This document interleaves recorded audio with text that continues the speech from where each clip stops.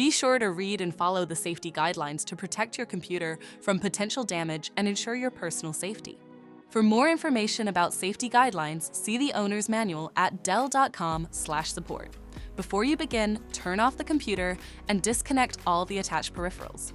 Before proceeding, ensure your computer is in service mode. To enter service mode, press and hold the B key on the keyboard and then press the power button.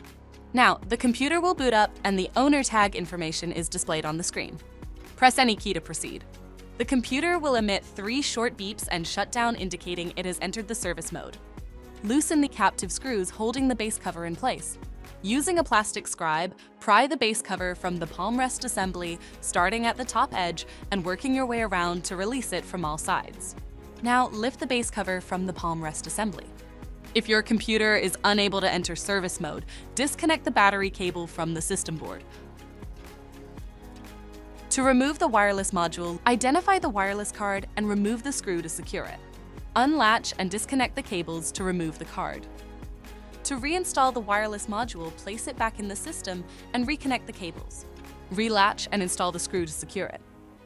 If the battery cable was disconnected earlier, make sure to reconnect it to the system board. Next, align the base cover with the palm rest assembly and gently place it into position. Tighten all required screws to secure the base cover in place. To exit service mode, connect the AC adapter and press the power button. Please note, the system will only power on and exit service mode if the adapter is connected. For more information about your Dell system, visit dell.com/support.